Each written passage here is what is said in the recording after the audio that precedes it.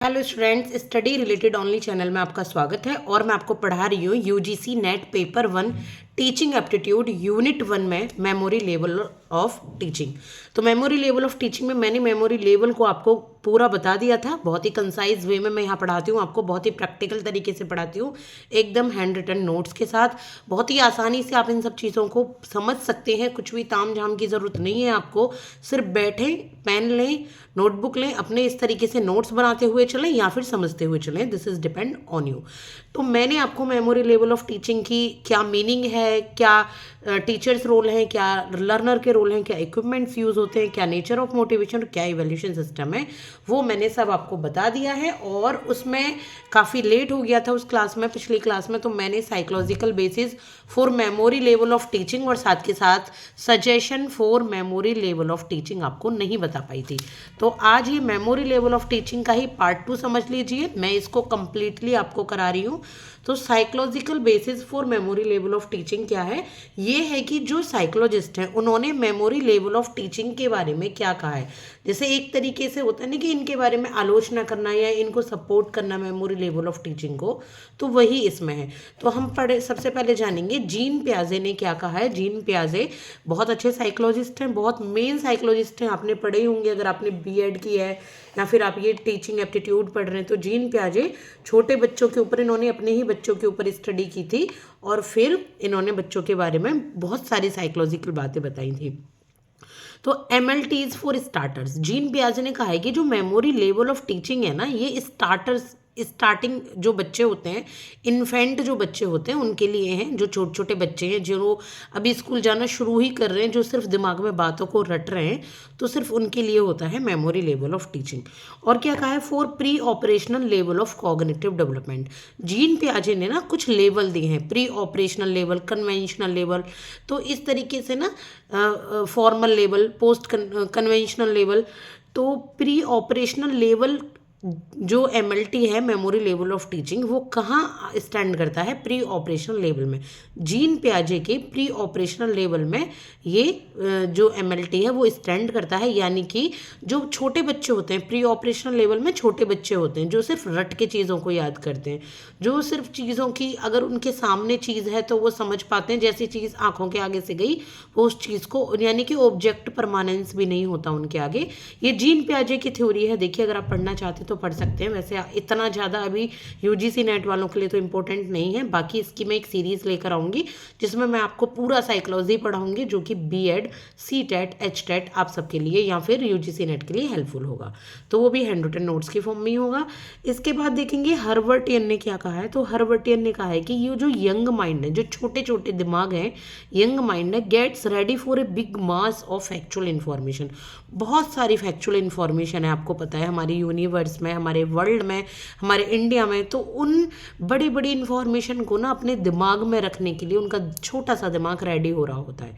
MLT में क्या होता है? जो छोटा सा दिमाग है वो रेडी हो रहा होता है, जो big mass of factual information है, बड़ी बड़ी जो फैक्चुअल इन्फॉर्मेशन है ना, जो इतनी सारी संख्याओं में भी वो फैक्चुअल इन्फॉर्मेशन पढ़ेंगे उनके लिए। इसके बाद पावलो एंड स्किनर ने क्या कहा है। पावलो एंड स्किनर भी साइकोलॉजिस्ट हैं, जो कि आप बीएड में साइकोलॉजी में पढ़ते हैं, चाइल्ड डेवलपमेंट एंड पेडागोजी में। तो पावलो और स्किनर ने कहा है जो कंडीशनिंग थ्योरी है, कंडीशनिंग थ्योरी है इनकी, इनका नाम क्या है थ्योरी का जो इन्होंने दिया, कंडीशनिंग थ्योरी। इन्होंने कहा है कि जो correct response is strengthen by reinforcement to retain learn subject matter of high rewards. इन्होंने कहा है कि जो करेक्ट रिस्पॉन्स देते हैं ना बच्चे, करेक्ट रिस्पॉन्स तब आता है बच्चों के द्वारा जब उनको रीइंफोर्स किया जाता है। क्यों रीइंफोर्स किया जाता है? कि जो उनको सिखाया गया है ना उसको वो रिटेन कर ले, उसको वो ग्रहण कर ले, उसको वो सीख लें। तो उस सीखने के लिए रिवॉर्ड के द्वारा रीइंफोर्स किया जाता है, बच्चों को मोटिवेट किया जाता है कि वो पढ़ाई करें, वो रटें। दिए जाता है ना बच्चों को, चॉकलेट दी जाती है कि हाँ अच्छा पोएम लर्न है आपको, तो ठीक है बच्चों को चॉकलेट दे दी, इस तरीके से। इसके बाद कुछ सजेशंस भी दिए गए हैं मेमोरी लेवल ऑफ टीचिंग में। I am very sorry for lighting, पता नहीं क्या हो रहा है, ये आज लाइटिंग का इश्यू बहुत ज़्यादा हो रहा है। तो यहाँ पे आपको शायद कुछ लाइन ब्लर सा दिख रहा होगा, I am very sorry for it. Please आप अपनी स्टडी पे ध्यान दीजिए, मैं जल्दी ही इससे छुटकारा पाऊंगी इस वाली लाइट से। ये देखिए suggestions for memory level of teaching, कुछ सजेशन भी हैं ताकि एमएलटी अच्छा हो टीचर्स के द्वारा। तो सबसे पहले जो टीचिंग मटेरियल है ना वो ऑब्जेक्टिव होना चाहिए।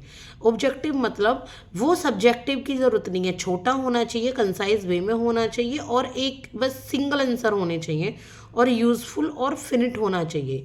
फिनिट मतलब एक निश्चित चीज़ होनी चाहिए, ये नहीं कि बार बार वो चीज़ एक इंफॉर्मेशन बदल रही है। जैसे अब ये है कि इंडिया का इंडिपेंडेंस कब आता है, तो 15 अगस्त 1947, सीधे सीधे बच्चे ये बोले तो ये फिनिट है, ये चेंज नहीं हो रही बार बार।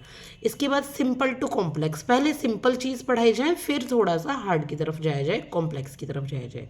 फिर एडिक्वेट एड्स, जो एड्स हैं चाहे वो विजुअल हो, ऑडियो विजुअल हो, जैसे चाहे बोर्ड हो, चाहे आपका प्रोजेक्टर है, चाहे आपका टीवी है, चाहे हम मॉडल्स के थ्रू पढ़ा रहे हैं, चार्ट्स के थ्रू पढ़ा रहे हैं, तो वो आपके पास पर्याप्त होनी चाहिए उससे पढ़ाई से रिलेटेड। इसके बाद जो सब्जेक्ट मैटर है वो सिस्टमेटिक और वेल ऑर्गेनाइज्ड होना चाहिए। सिस्टमेटिक वेल ऑर्गेनाइज्ड कैसे, जैसे मैंने अभी आपको पढ़ाया है, तो पहले मैंने मेमोरी लेवल के आपको बेसिक बताए, फिर मैंने साइकोलॉजिस्ट ने क्या कहा वो बताए हैं, फिर मैंने इसके बारे में आपको सजेशंस दिए हैं लास्ट में जाकर। अब ये तो थोड़ी ना कि सजेशंस पहले दे दूंगी और बाद में आप उसका इंट्रोडक्शन पढ़ेंगे। तो ये होता है आपका सिस्टमेटिक और वेल ऑर्गेनाइज सब्जेक्ट मैटर।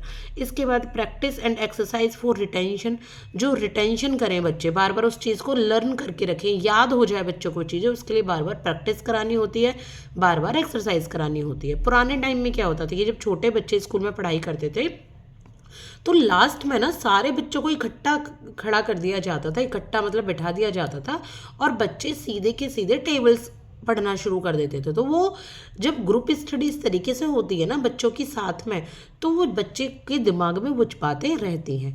तो ऐसे होता था प्रैक्टिस और एक्सरसाइज। इसके बाद continuous evaluation to improve in memory power, memory power को इम्प्रूव करने के लिए कंटिन्यूस इवैल्यूएशन भी किए जाते हैं, टेस्ट लिए जाते हैं, असेसमेंट लिए जाते हैं, यूनिट वाइज लिए जाते हैं बच्चों के, हाफ ईयर लिए। तो क्यों लिए जाते हैं, ताकि जो मेमोरी पावर है वो इम्प्रूव हो, बच्चे याद कर करके उन चीज़ों को लिखे। इसके बाद है कंटिन्यूस रीइंफोर्समेंट। कंटिन्यूस रीइंफोर्समेंट में क्या है कि बराबर से मोटिवेशन देना चाहिए, बराबर से बच्चों को बढ़ावा देना चाहिए कि बच्चे उस चीज़ की पढ़ाई करें, पढ़ें अच्छे से। तो ये सजेशंस हैं एमएलटी के, बहुत ही मैंने प्रैक्टिकल और सादा तरीके से आपको बताए हैं। आई होप कि आपको पसंद आए, आप इन्हें यूज़ करें अपनी पढ़ाई में, आप इन्हें समझें। मैं इनसे रिलेटेड आपके पास क्वेश्चंस भी लेकर आऊँगी, लेकिन अभी थोड़ा सा इन लेवल्स को कंप्लीट करने के बाद, तो लेवल कंप्लीट करने के बाद मैं आपको टीचिंग और लेवल से रिलेटेड ही क्वेश्चंस लाऊंगी, प्रैक्टिस क्वेश्चंस, आप उनको देखना मत भूलिएगा।